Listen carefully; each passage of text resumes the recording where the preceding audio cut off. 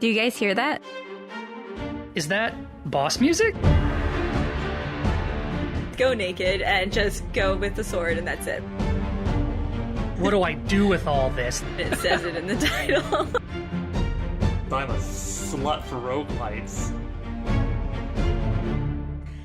Hi, everyone, and welcome back to the Unearthing Games Podcast. I'm your lead excavator for this episode, and my name's Erica. Today, I'm also joined by... Hi, I'm Nick. And we dig games. So what have you been up to, Nick? Well, this week, I guess we've been up to a little bit of stuff. I've been, I downloaded a new pixel art game that I'm going to talk about probably in a later episode. It's turning out to be a lot longer than I thought it was going to be. Yeah. So I've been playing that. We reorganized the board game closet. Yes. I'll let you talk about your organizational system because I wasn't involved in most of that. But but we did break out all of our old Magic cards. And I like, it is like a blast from the past because like we used to play that all the time. And then now, snap, what, good 3 years later? We have 2 jumbo boxes full of cards and we haven't played it in forever.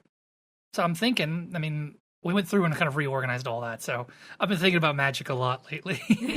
So thinking about Magic, and then we found some of my old Pokemon cards from back when I was a wee lad in grade school.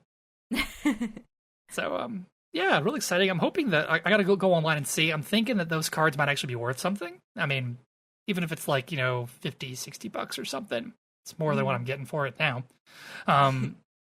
We'll see. I don't think I have any of those cards that, like, you see those Twitch streamers that they're like, oh my god, it's the whatever holographic, it's worth $20,000 and stuff. I don't think I have anything like that. But it would be amazing if I did, though. But yeah, so, other than that, though, I guess that's it, just chilling mostly. Been getting back into the work groove, new year, new me. I actually started using our workout equipment again. Had to blow off the layer of dust. But yeah. What about you? What have you been up to? Yeah, like you said, I organized our board game closet. Hey, I organized the Magic cards. All right, I sorted them. Yeah, we had gotten a lot of games over the past couple of months that we were just like, oh, we need to add this one. We need to add this one. So we got quite a few games come in recently. Yeah. Photos of them on our Instagram. Yeah, so organizing those, our closet was a mess. Well, so the closet it actually is designated as a game closet, I think, when we bought the house. We had like 2 or 3 shelves in there with just DVDs, Blu-rays, old Xbox 360 games and stuff like that. So it's like, we can put those away in storage. Like, gross. Who uses physical media anymore? Yeah. And so we put all the stuff that we don't need away. In a box in another closet, and cleared up some space for our board games. And I alphabetized them, and then there's also like a subcategory for like card games. But yeah, so that was what I was up to this week. Just working. Other than that, just working on that and work. Yeah, your job is relentless. Yeah, to say the least. But yeah, so now that we went through that, let's get into the games we played this week. So what did you play this week, Nick? Okay, so the game that I played this week is it's called Salt and Sanctuary. Now this game is tagged on Steam as a Souls-like Metroidvania dark fantasy difficult. See, I don't like that term Souls-like, because it's like. See, people heard like roguelike, and they're like, oh, well, if this is kind of like Dark Souls, we'll call it a Souls-like. I saw someone on the internet coin the term Soulsian, and I was like, I like that, where it's kind of like, I don't know, like where it has like similar mechanics to Dark Souls, but it's not like a Dark Souls clone, Mm-hmm. So this game, I think I picked it up on a Steam sale a long time ago, and I had just never booted it up. It was one of those things that just sat there in my backlog, true for this podcast. Yes. And I looked at it and I was like, okay, 2D platformer, combat action. It's supposed to be tough. Yeah, I'll boot it up. And when this, you know how it says Souls-like, and I was saying Soulsian, like this game really does feel like Dark Souls. I guess if you were to squish it and it was 2D, if you flattened it out, because it's got that whole dark art style. You have the whole like, unlike other games like Hollow Knight and stuff like that, there's a lot more, I guess, character development for the NPCs. Because like the NPCs in Hollow Knight, you know, they're there, they're funny, but there's not a whole lot to them. Mm-hmm. These ones, like, you know, kind of like in Dark Souls form, like you'll meet them at one place, and then as you're adventuring through the world, you might find them again. And sometimes they'll have different things for you. They want you to do, like, hey, go over there, and there's like a dragon. You think you could kill it for me? You know? And it turns out, like, in the next castle, you know, there's a dragon, and it's the boss. It's like, oh, man. So, yeah, it has this really dark art style that I actually kind of liked. The character sprite is a little derpy. Like, I don't know how else to explain it, but, like, it has, like, a nice little body, but then, like, his head, like, juts forward. Like the neck is attached to the back of the circle that is his head. Uh-huh. And so it looks a little awkward, but in true Dark Souls fashion, once you get like a helmet or something, you cover it up and you never worry about it again. You know, you never have to look at the character you designed. So honestly, this is a lot of fun. They did have some kind of some neat kind of mishmash mechanics that you could compare to Dark Souls. Mm-hmm. With these ones, whenever you find it calls them sanctuaries. I always refer to them as bonfires whenever I play a game because, you know, Dark Souls. Every bonfire is a place called a sanctuary. And when you first start the game, you have to pick one of 3 different creeds. You know, like the religion that you would kind of pick. Okay. And from what I can tell, they don't seem to have a whole lot of impact on the game. Mm-hmm. I mean, maybe I have to get deeper into this and go hit the wikis and stuff, you know, hit the hard meta. But basically, it seems like all that they change is the way that the sanctuary looks when you claim it. Like, I picked the 3, which are like the 3 ancient gods kind of thing. Okay. And so whenever I claim a bonfire or claim a sanctuary, I put a little 3-candle candelabra in the center. And then everything lights up and the candles are lit and it's like, romantic dinner, you know? and yeah. And so that's how you set those up. Another neat thing is with all of these sanctuaries you can find little statues throughout the place. Like a statue of the leader and statue of the blacksmith and statue of the cleric and stuff. You can place these kind of like on the altar next to the candelabra, and then poof, like magic, a character appears in the sanctuary. So like that's how you would get blacksmiths and merchants and clerics that you could buy spells from and stuff like that. Mm-hmm. Every sanctuary can only have 4. And I did, towards the end of my run, I did find out that you could put these guys on there that would basically let you do, like, fast travel between different campsites, between different sanctuaries. Okay. But I didn't realize that until way later in the game, so I'd been walking the whole time. It does have this really great, like the map that they've put together, I think is pretty fantastic.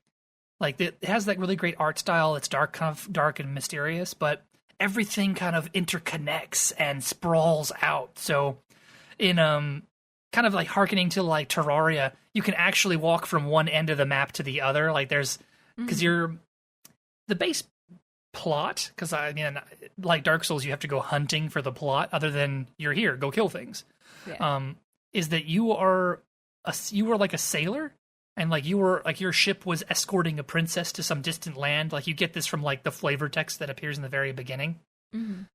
And your ship gets sunk like in the very beginning. Like the tutorial stage is like pirates have attacked the boat, and then it ends with like the ship being sunk. Okay.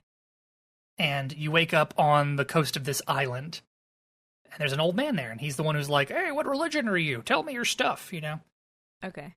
And yeah, and so you can walk. There's like 2 different beaches. One's the starting beach, and one is like the other side beach that's like way later in the game.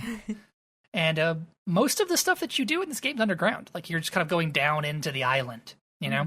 And it's got some crazy kind of like all over the place dungeons. I love things that, like that was one of my favorite things about the first Dark Souls, was that everything was this interconnected web. And so, like, you might be exploring this dungeon, and you're going, like, down into the heart of it, and you find this door, and you open it, and it's like, what?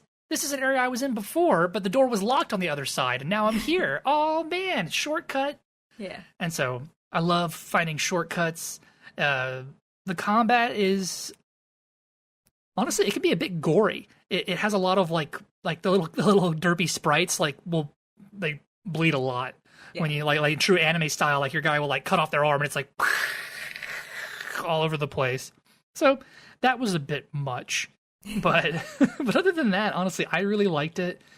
In Metroidvania fashion, it did a really great job of stopping you from going certain areas until you found a traversal mechanic, like a double jump, or one that this one liked to use a lot was you get like a brand on your hand that lets you activate magic obelisks, and these will basically reverse gravity.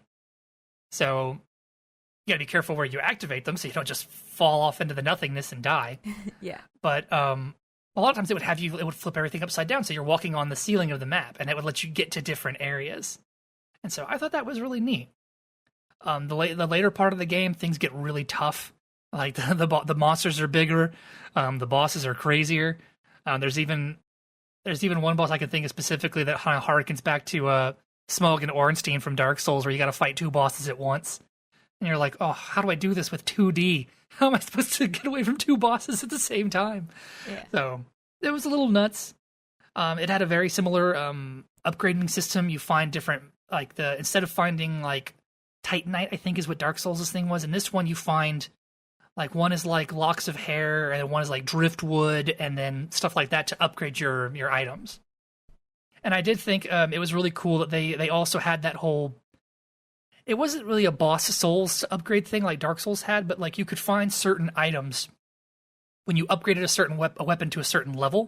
Mm-hmm. You could choose to like make it branch. It's like, oh, well, you can either go this way where it's like the great sword with magical powers, or you can go this way where it's a crazier great sword with no magic but more damage. Yeah. Like I upgraded one of my great swords into like a pair of scissors. Like, it was a bit weird, right? When I first did it, I was like, this is odd, and I don't understand. Why am I fighting with scissors, Yeah. But it had you have like a light attack and a heavy attack you can do, and if you hold down the heavy attack with the scissors, your guy like opens them up, and he like gets ready, and you let go, and he snips with the scissors, and I was like, oh my god, it's great. So I was running around like some kind of crazy tailor, cutting up all the bad guys. Yeah. But it's really cool. I really liked it. It even had a poison swamp, it had its own Blight Town. I thought that was a neat, and just like Blight Town, the area was so horrible, horrible to be in. But yeah, I really liked it. I think you watched me play a little bit of this. Yeah, I watched you play a little bit, and just looking at the captures on Steam, so on the little pictures, the 2D style of it reminds me of that one game. What was it? Valiant Hearts, where you're in that war. Oh yeah, it's like a World War I story that follows like Dad gets drafted, and it follows Dad as he fights through it, and there's like a dog and stuff. Yes. And I was like, you better not kill the dog. I'll be so upset. Yeah, the 2D style of this and the way the map is laid out kind of reminds me of that, like the way there's stairs that go up and then things like that. I feel like there was some of that in that game also. There was, yeah. That game had a lot of platforming where you're like kind of moving around. It was kind of like a mix. That one was a mixture of like a platformer and a point and click, kind of. Yeah. But yeah, I could see how these have a similar art style. Yeah. So I could see that. Yeah. Other than that, I mean, just watching you play, it was very much like Dark Souls, like you said, just in a 2D fashion. Not my type of game. Well, yeah. I mean, we've established this that you do not play platformers. No. And you also don't like Dark Souls. Yeah. So this is like the baby. This is the culmination of all the games you hate. But man, I really enjoyed it. I liked it a lot. It's got very positive reviews on Steam, understandably so. So yeah, Salt and Sanctuary. Ooh, I forgot to mention who this was developed by. This was developed by Ska Studios, so SKA Studios. Also published by them, so kudos, guys. Develop and self-publish. Yeah, Salt and Sanctuary. So that was my game. Erica, what did you play this week? So this week I played a game called Dicey Dungeons. This is developed and published by Terry Kavanagh. And its tags on Steam are roguelike deck builder, card battler, and deck building. Okay. So, as far as like card battling and deck building. There's no cards in this. So what it is you play as a little dice. At least when you start off as a warrior class, and there's a lot of different classes you can play once you go through the first round. But you start off as a warrior, and you're a dice. And so what you do is you roll dice, and you have equipment that you can use during the fight. So it's like a turn-based combat type of thing. It's you against the other person. You play your round, then they attack. You do whatever. It's back and forth. But you have equipment that does different things, and the way you use the equipment is you're using the dice that you rolled. And so if you roll a 1, maybe you can't use it in a certain equipment because it only takes even numbered dice. Or maybe the minimum it can accept is a 4, or so it varies on the type of equipment that you have. I mean, based on the class that you're playing as, but also as you go through, you can buy different equipment. You can upgrade your equipment, and you're just going through these little maps. I think it's like 3 levels, and then you go down to the boss. And so you start off on the first level. There's like 2 people. You fight them. It's not too hard. And over the map, there's, some healing. There's a little shop every so often, or a little upgrade bench. And it's very simple. You just go through and you attack, whoever you want to. And usually you have to attack some of the guys because they're in your way to the next level. There's like a little hatch that you go down to get to the next level.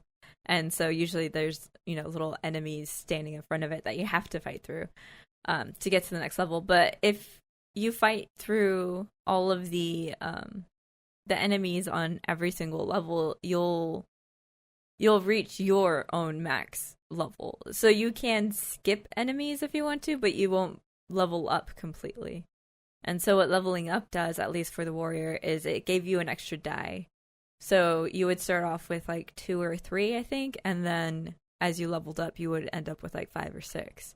And so the more dice you have, the more attacks you can do based on your equipment, things like that. So it's very much a dice rolling and trying to strategize how that would work with the equipment set out that you have. Yeah.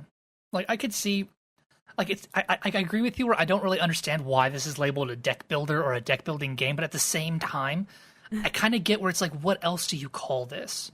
Because like it's got that whole thing where you gather all the equipment and you can only have, what is it? I think the way it shows it in the game is your backpack is like 6 little squares. Yes. And some items might take up 2 squares up and down. They might take up 2 squares left and right. Yeah. And you have to just mix and match and find out the right combo of gear that you want to take with you, because as you're going through it, you'll wind up having more gear than you have slots, right? Yes. So I don't really know what else you would call that. I mean, it seems like it's that deck building, that meta strategy. It very much makes me think of Slay the Spire, where you kind of have to think of the meta of the deck you're going to build. You have to think about the character you're playing and the equipment you're getting. Because, like, I think a lot of them...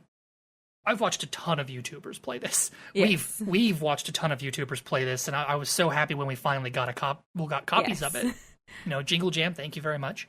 And yeah, like, I'm so excited. Like, this game is, adorable. Yes. It has the cutest flipping art style ever. And all the enemies are so cute. Like, it'll be a snowball or a marshmallow or a stereo and they have different... Yeah. They're all so cute. Like, what is it? There was a guy called Sneezy, and he's a porcupine. Yes. and he sneezes spikes at you, and then, like, the marshmallow was on fire, right? Yeah. And so there's all of them are really funny little punny kind of characters that are very thematic to their stuff. Yes. And yeah, I thought that was really great, honestly. Like, I think it's a ton of fun. I haven't actually played it yet. I know you picked it up and played it some, and I was like, it's in my library now, but I have so many roguelites to play. Oh my goodness. so many. So I got to pick this guy up. We've seen quite a few games by Terry Cavanaugh. I think I have a couple in my library I got to go and try out.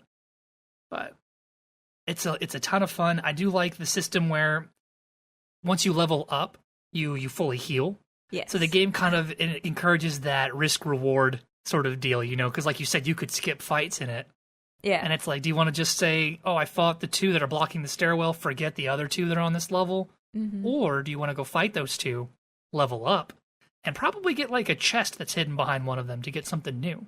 Yeah, there's always different things. So, and on a lot of levels too, I think most of them, there's like apples scattered about. And so it's always food. Yeah. So you go to it and you heal. So, so it's how you want to play it. You could just like speed run it and just go straight for the door every time and skip all the optional fights and not get the extra equipment. But at the same I feel time, like true to RPG form, like you're going to be underleveled for the boss, right? Like, I mean, like the fights, like from, I mean, like I didn't get to watch you a lot. I didn't get to watch you play this a lot, but yeah.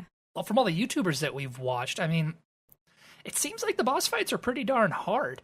And if you get in there with like the minimum amount of dice to actually get to them, because like you're probably guaranteed to level up at least once or twice. Yeah. Getting to them. But if that's all you've got, one, your gear isn't upgraded, you don't have very much dice to throw at them. I don't know, like it just seems... Oh, I think it can totally be done. I didn't do it. When I played, I went through every single battle, because why not? And it's not like... I never got to the point where I was worried about, oh, I'm going to die, I shouldn't fight this guy, let me just go on to the next level. I never got to that point, but we have seen YouTubers that play where they do die. When I played, I never got to that point where it was like, I can't. Well, I feel like once you got to that point, I mean, you might as well just get in a fight because you're going to die. I mean, you can't avoid fights forever. Yeah, and I feel like it also just depends on the character you're playing and what equipment you have, because there was some equipment that I found that it healed you, and so you can use one of your dice to heal you however many points, but the max was like 4. So you could heal yourself every turn a few points if you wanted to. It's just based on what equipment you can find, because it is also just a roll of dice on what equipment you find. I mean, it's a roguelike, right? So everything's it's different every time. Right. So you're never, I mean, like your starting weapon or whatever is always the same for each character. But after that, it's just luck of the draw as far as what equipment you find or can buy at the shop or trade. There was one little shop that I found that instead of being red, because the little shops are like little carts that sit on the map and they have like a little red canopy. Like a little food truck cart. Yeah, there was one that I found that was either purple or blue. And instead of buying something for money that you earned by beating all the, the little enemies, you traded one of your items for one of their items, which I thought was different. I hadn't seen that so far. Yeah. Because I know there's also, like, I think you could buy them at the shop kiosks, but there was also sometimes you would see, like, you know how you would see the apple on the little map? You'd also see, like, the like an anvil. The anvil's the upgrade. Yeah, and that's where, like, you go to, like, there was, like, a cute little, like, blacksmith goblin lady there. It was like, hi, I'll upgrade your one of your gear. But just one. So pick wisely. Yes. So, it's really neat. And this really seems like, I mean, I think it's awesome. It definitely seems like the kind of game you could just play a quick round or two. Like, it does not seem like it does not have to be a very long experience. No, definitely not. I feel like the fights are, at least when I played, I felt like the fights were pretty easy, and either you could do it or you couldn't. And it's not like something that you'd sit there for 50 turns and just keep chipping away. Like, it's very fast. No, I was like, it seems like it definitely encourages things to not take that long. Yeah. I mean, like, even with the bosses, like, you're not going to spend probably less than 20 turns on for any fight. Yeah. So yeah, definitely a ton of fun. Yeah, it was super fun. I want to keep playing through it. I haven't played as all of the different types of characters. I want to say there's at least 6 different ones. Must say, I'm trying to think of ones that I've seen. I know we've seen the fighter. That's who you start with. There is a rogue. And I think he's got a lot of mechanics that encourage you to get ones. The rogue does. There's like a tinker guy where he like makes his own equipment. Yeah. But his equipment is like, I don't know. His was weird because it was like you can sacrifice equipment to make equipment, and like so it's kind of like, oh, do I want to get rid of this like level 1 thing to make a level 2 thing that might be just okay, you know? Yeah. And so his whole mechanic was like that. And then I think there was a witch as well, who used like a whole like curse mechanic, or she had a cauldron where it was like you could do 1 through 6 on her little cauldron, and depending upon the dice you fed into the cauldron would do a certain mechanic. Yeah. Right? There was a whole bunch of different classes, and then yeah, like this game's been around for a while. I think it only recently got its full release. But we've been watching it for a long time. We have actually seen this at PAX like twice. Yeah. So I remember we watched a YouTuber play it, and then we like went to PAX the next week, and there it was. And I was like, oh my god, we saw it in real life. So I like totally fangirled for a minute. Oh goodness. But, what? You were there. You saw me. Yes. But ton of fun. Cute art style. Yeah. Very cute. I liked it. So yes, that was Dicey Dungeons. Again, developed and published by Terry Kavanaugh. Yeah. All right. Now that we've finished our video games this week, we'll talk about the board game we played this week. Nick, did you want to go ahead and kick us off?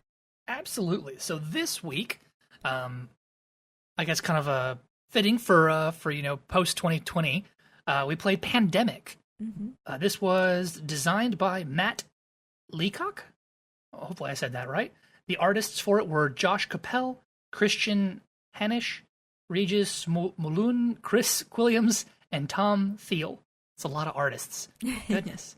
Published by Z-Man Games and probably several other ones. I think in US it was Z-Man Games. So, yeah. This game, I mean, I've played this before.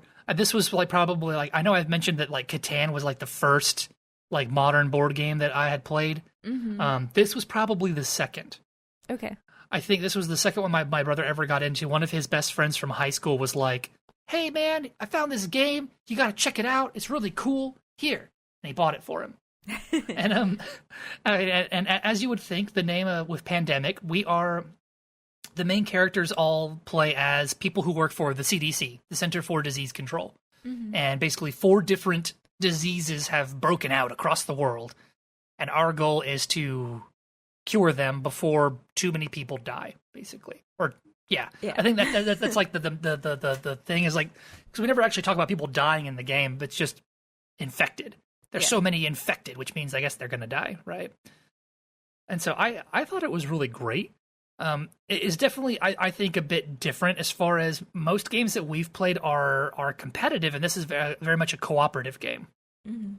So, what thoughts did you have on it before I jump into other stuff? So this was the first time that I played it, and we played it on like the hardest setting. So probably not the best intro for me, but I felt like it was okay. I felt like as my character, I don't remember which one I was, I felt like I couldn't do much of anything for the rest of the team. Like everyone else was running around doing stuff, and I was just basically trying to find someone to give them a card.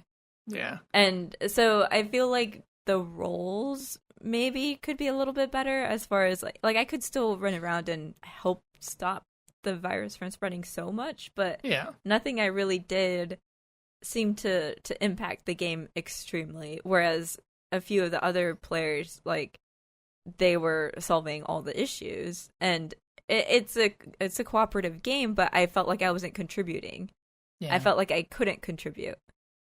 I mean, I guess we hadn't got into that yet. So the way that this game works is it's 4-player, and there are 7 different roles that the players could draw. You can either choose to pick what you want in the beginning, or most of the time, I think the rulebook recommends to like shuffle it and deal 4 out at random, which is what we did. And I think you drew the researcher, because there's a researcher, a scientist, the quarantine specialist, the dispatcher, the medic, the operations expert, and the contingency planner. Okay. And I think you drew the researcher, which I think that's right. Like her power was a bit weird because like the way that this game works is every turn, every time a person takes a turn, they will draw a new city to infect. And so like that'll put a new cube of that color because there's 4 different color cubes. Yes.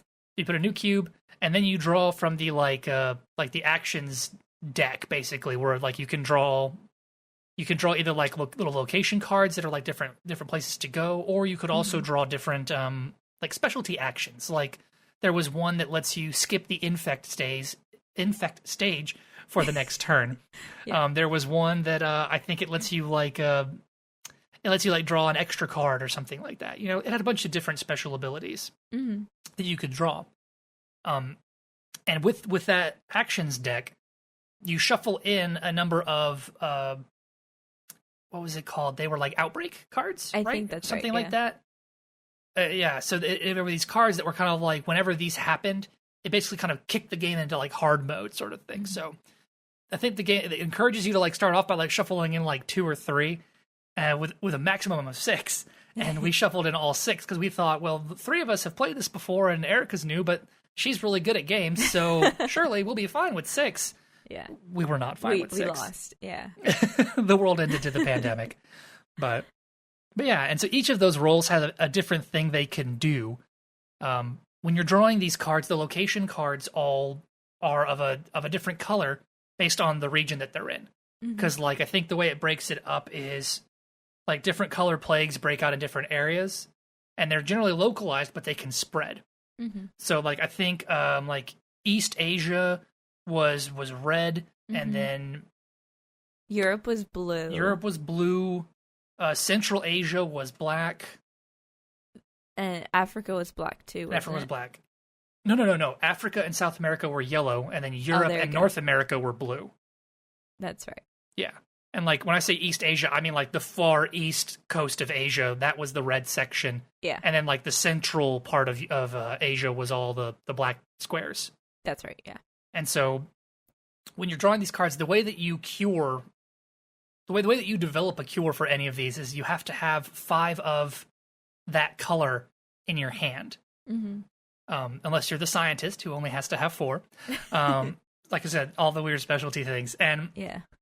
So that's basically like the way that kind of like the base way is the whole premise is to cure all 4 diseases before they can spread before they spread too much. And so other than trying to develop the cure on your turn, you can also do other things. So with the cards that you have, let's say you need to get somewhere fast because you can only move around the board in certain ways. So think back to like the old school, like the Risk map, where you've got the world map and there's little dotted lines that connect everything and all that. And then, so that's kind of how you move around in Pandemic. Everything has to be connected in some way. So like, I think from like Paris, you could only go to like the European sections that surround it, but so you could either move directly like that. You can also, start off with these research stations that an action could be to spend some cards and build one of those. And that you have to develop your cure at a research station. So you could also charter flights directly from one research base to another one. You could also choose to spend one of your location cards. So like if I'm in South America and I really need to get over and help out in Japan, and I happen to have like the North Korea card or whatever, I could play that one and it would let me basically burn that card to fly to Korea. That way I could get there quickly. Yeah. But that was kind of the only way to directly get somewhere super fast. And so something else that you can do during your turn, because I think that each person's turn, you have 4 actions. So you can either use that to just move somewhere, to spend your cards to build a research station, travel somewhere. But you can also get whatever city you're in, you can treat the disease there. And so each city, when you're setting up, you pick a certain amount of cities based on the number of players, I think. I think so, yeah. So you pick a certain number of cities and you place they're cute little cubes. You place these little cubes on those cities, and it starts off with like 2 or 3. I think you draw like 4 in the very beginning of the game. Yeah. And those 4 all start with like 3, and then everything else starts with like 1, I think. Something like that. Maybe not. No. I don't think all the other ones start with 1. I think it's just those start with 3 on them, and 3 is the maximum that a city can have. Yeah, and so you can go to those cities and treat the disease, and every time you treat it, you can remove 1 cube from that city. And so the reason you would want to do that is because if that city were to be drawn again and there was supposed to be another cube added to it, like Nick said, the maximum is 3. So if you get to the point where there's supposed to be 4 cubes in that city, like an outbreak happens. Is that what it's called? I think it was. Yeah, that's an outbreak. Yeah, so like an outbreak happens, and every city that's connected to whatever city the outbreak happened in gets additional cubes. And so that could be really bad. And the way that we actually lost is that we had 2 or 3 cities right next to each other, connected to each other, that all had 3. And so one of those hit and created an outbreak, and then it was just a chain reaction, and they all spread outbreaks. And the way you lose is either there's a tracker on there for is it pandemic? It's like the I think the cards that you draw that are the that cause a surge are the epidemic cards. There you go. And I think there was an outbreak counter. Yes. You lose by either having too many outbreaks. I think the maximum is like 9. Right. I think. Yes. 9 outbreaks, or if you run out of cubes to put on the board. Right. Or if any one color runs out. Mm-hmm. Because I think I could be wrong. I think with the cities like blue can spread over into like black and yellow and all that stuff, but I think a outbreak only happens if there's 3 of the same color in a city. Mm-hmm. So like you could have a city if you're doing really badly that's got like all 4 colors in it, you know? Yeah. so like that you lose that way, or if you go through all of the actions deck. Like if you draw all the action cards and you still haven't won. Right. Then you lose that way. Yeah, and so we lost by the outbreak counter. Because of that chain reaction of outbreaks, we lost. We were at the edge. We were also very close to not having enough cubes for the black black got us. And so it became a thing of, okay, I'm going to go over here and treat the city for a little bit.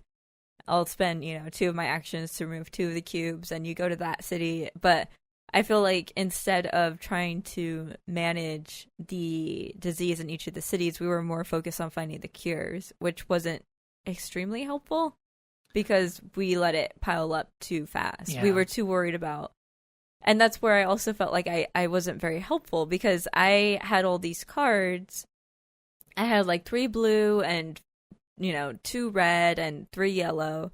And I didn't have enough on my own to do anything, but I could give people cards wherever. And so the way you give cards is you're supposed to be in the city that matches the card that you're giving to the other player.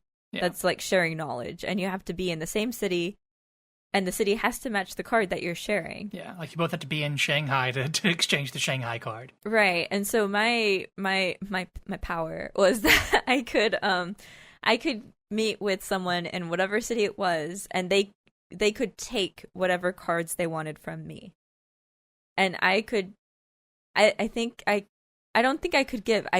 They could just take from me. So basically I was just a resource pool. Well, yeah, I think it was yours as a give. Like you can give cards wherever, and they can take cards from you wherever. Because there's like the 2-sided coin action is that you can either give somebody a card, or if you're there with someone, you can take a card from them.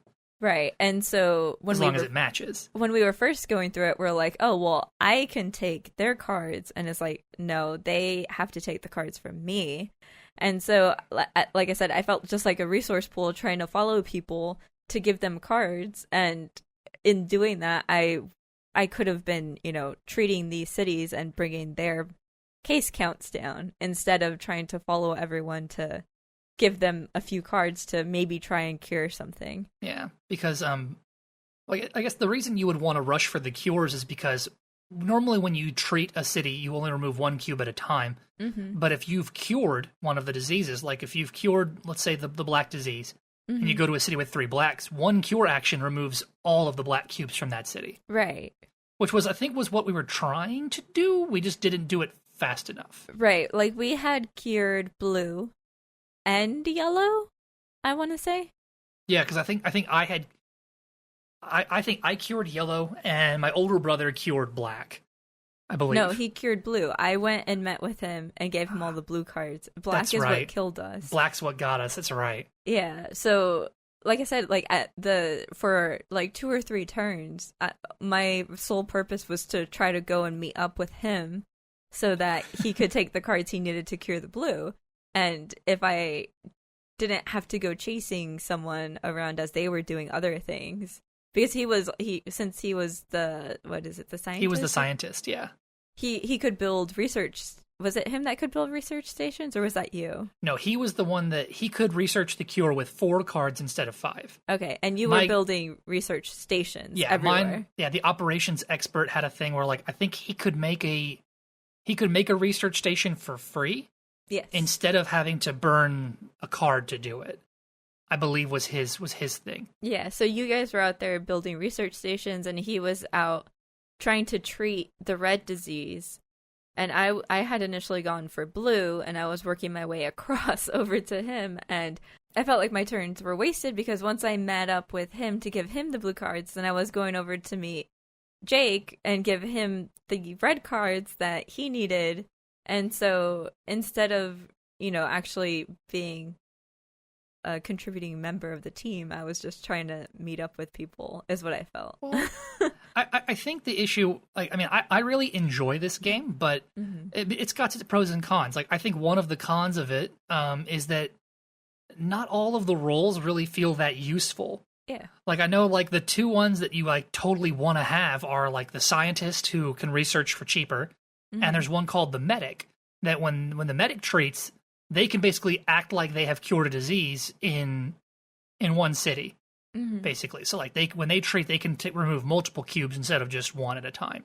Yeah. It feels like if you don't have those, if you're not one of those 2, then it's really easy to kind of feel useless is the wrong word, but just less useful. Because even I was the operations expert guy, right? And I was jumping around building research stations, but even then I didn't feel like I was really doing a whole lot. I wasn't really contributing other than, oh, hey, I dropped a research station here, go make a cure, Well, so your research, you were building the paths for the rest of us, because we all start in Atlanta where CDC headquarters is, and we have one research station. And so you used one of your cards initially to go across to London or something, and you built one there, which saved the rest of us a lot of turns because it would have taken us a long time to get there, or we would have had to burn cards to get there. That's true. And so what you were doing is you were going around building stations that we could hop around to make our movement faster and to minimize the amount of turns that were wasted just moving. There's just so many cities that it makes it hard to, like I said, when I was moving around, it was like, okay, well, here's 3 moves where I'm just moving, and I guess on my last turn I'll treat 1 cube of this 3-cube city, which isn't enough, Yeah. Ideally, I think it would have been, move somewhere, treat, if it's a 3-cube city, treat twice, and then move in the direction of the next city. And maybe you start in another city that's 3 cubes, and then you treat twice, and you move to somewhere else.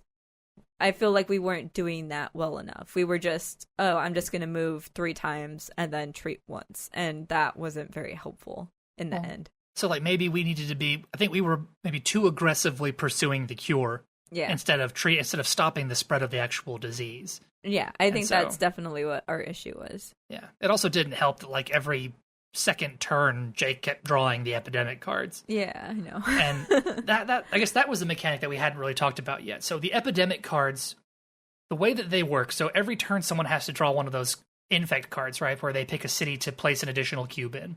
And that makes a little discard pile next to the infect deck. But when you draw an epidemic card, you're supposed to draw 3 new ones, and put their cubes out. But then you reshuffle that discard pile and put it back on top of the infect deck. And then you do your normal infect stage. Yeah, then you do a normal infect. So that was what really got us, was that we had one where it was we had the epidemic, we threw down the things, and then we had to reshuffle it, and the next one we drew caused an outbreak. And then that outbreak caused an outbreak, and it just kept going and going and going. But yeah, I feel like it's definitely the kind of thing that I think as long as the people are working together and maybe we have a good strategy, it's the kind of thing at the table we got to work at having more table talk. I feel like too, this is, and something that you guys mentioned, is that it's very easy for one person to just say, hey, you're moving here, you do this, you do XYZ, and then this next person, you're going to do these 3 things, and then move 1 towards me, then I'm going to go towards you, and I'm going to it's very easy to micromanage it. The strongest personality in the room would wind up taking charge of the table. Yeah. In which case, then it's just a one-player game, and it's like, what's the point? Yeah, and I feel like this would be a very good one-player game. If you played it on the hardest difficulty and you still played with 4, types of people, I 4 feel like different roles. Yeah, this would be a very good game to play as a one-player, kind of like a solitaire thing, where you are trying to manage this outbreak. You have the 4 people that work for you, going around and doing stuff. Yeah. But if it's just a one-player game, I feel like it would work really well as a one-player game, even though it says 2 to 4. Yeah, I could see that. This would actually be really good as a one-player game. Like, basically, like, the player is the head of the CDC, and they're out directing what needs to happen. Because, I mean, the whole thing is you versus the game. Right. That makes a lot of sense. We might want to try that out. So, yeah, I mean, I honestly, I really enjoy this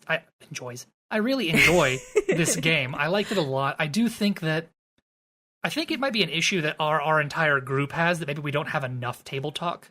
I don't think we talk enough as especially with cooperative games. Like, I don't think we work together enough, We don't play a lot of cooperative games. We don't. And so I think none of us really know how to cooperate. We're all so used to being the whole lone wolf where it's like, I have to beat Erica and Jake and I have to win, And then it's suddenly like, hey guys, you're not trying to beat each other. You're a team. It's like, what? She always beats me. I don't want to work with her. So it's a different meta. So I think it might be something we definitely got to revisit. I know that this game has a ton of expansions and spin-offs, and like there's like Pandemic Legacy, and we've seen Pandemic Cthulhu, and there's all kinds of different Pandemic versions and variants. And I think that we should definitely check out, maybe at a later episode, some of the add-ons and see what some of them do, because I know that they add a lot of different characteristics. I think one of them even adds a little like an adversarial sort of thing where it's like 4 players versus 1. Like, you're like the bioterrorist who wants to destroy the world and the CDC has to stop them. Yeah. So it might be something worth checking out. I'm kind of wondering what sort of alternate mechanics it might add. Like, in my mind, this feels kind of like a Paradox game, one of their video games, like City Skylines and Stellaris and all that, where the base game comes out and it's good and you like it, but it's not fully polished, it's not its final form, and so Pandemic released like 4 different DLCs, and much like how Paradox releases like their 8 different DLC packs as you go along the lifespan of a game. So that's kind of what it feels like. Like, I think it's a fun game, but it could be better. Yeah. And so that's something I want to kind of check out. Maybe we need to read more about what all the different roles do. Because, like, we only know, like I said, the 2 really good ones are the scientist and the medic. And it's like, there has to be a good meta behind the researcher and the operations expert, and even, like I think there's one called, like, the dispatcher and stuff. There's got to be a good meta behind using those. Otherwise, it just kind of sucks for the players that get them. Yeah, like I said, during the game, I felt useless, except for the parts where I was like, okay, I finally met up with you. Here are some cards. Like, other than that, I didn't really feel like I did much. It almost makes me feel like it's the kind of thing, like, I know you're supposed to randomly draw the roles, but, like, maybe we have to give them out based on, like, the different people's play style. Like, maybe, like, you should play as the medic because you feel like you're contributing when you're knocking cubes off the board, Well, I just felt like we weren't doing enough, and obviously we weren't because we lost, but I just felt like a lot of my turns were wasted, and it would have been better if, instead of me going out and using all 4 of my moves to move to one spot to meet, someone else, use 2 of my moves, move a little bit closer, and then treat some, and then have the other person meet me halfway. And I feel like we didn't do that. It was very much, Erica, you're going over there, go meet them. That's something that we got, like I said, that kind of works, we got to work on. Like, I think as far as ensuring, when we play it again, I kind of want to make sure that each player has their own, like, autonomy.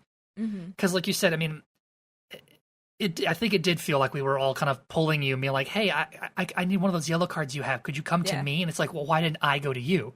Like, if I need your yellow card, I should be coming to you. Or because just you can halfway. Like I said, I went literally from London all the way over to, like, Beijing. Yeah. And that's across, like, pretty much the whole map. And it was just me moving, and I moved through all these towns that had 2 or 3 cubes in them, I could have moved once, treated, moved again, treated, and then the other person could have done the same on the way to me. Where you're getting two birds with one stone rather than I'm just going to move all the way over there. Forget these cities that are about to have an outbreak. Here's your cards you need. Yeah, I get you. So I definitely think that like whenever we play this again, because I'm adamant that we will play this again, definitely something I think we should work on, Yeah. I know that, especially like with my family, we can all be pretty strong personalities where we're very much like, oh yeah, here's what I think we should do. Mm-hmm. And so I think we need to work on the whole, like, focus on what you need to do and not what other people should be doing, Because I know that's one of the things, like, I think a lot of us, well, no, we talked about this, I think, in one of the earlier episodes, where it's that play style that, like, you and my brother have differently, where, like, he worries about what the other person is doing that he could disrupt, and you're focused more on, well, what can I do in the here and the now to win? Yeah. And it's just, like there are two different ways to play that could both result in victory. Yeah. But that whole mindset where you're focused on what is everybody else doing, I feel like that's kind of counterintuitive to this game.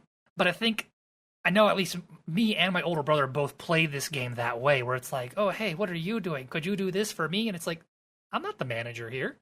Yeah. So, yeah, definitely. I definitely want to go back and play this out. I want to try out, definitely not all of the DLC at once. The expansions. Not all the expansions at once, because there's like 3 or 4 of them, but like ease my way into them, like maybe pick whatever the very first expansion was and knock that out. Yeah. Yeah, I mean, I'd definitely be willing to play it again, and I feel like it would be good. I just feel like we need to work better as far as not focusing on, I'm doing this, you need to come to me. Because that is definitely what it was. And so I was like, okay, well, I guess I'm heading that way. What else am I going to do? No, I get you. Yeah. So, I mean, I guess I think we've covered all the bases for this game. I mean, I really enjoyed it. I think it's a very popular game. I think on Board Game Geek, it's got a 7.6 out of 10, so it's popular. Its rank overall is 98. It's 104 in strategy and 11 in family.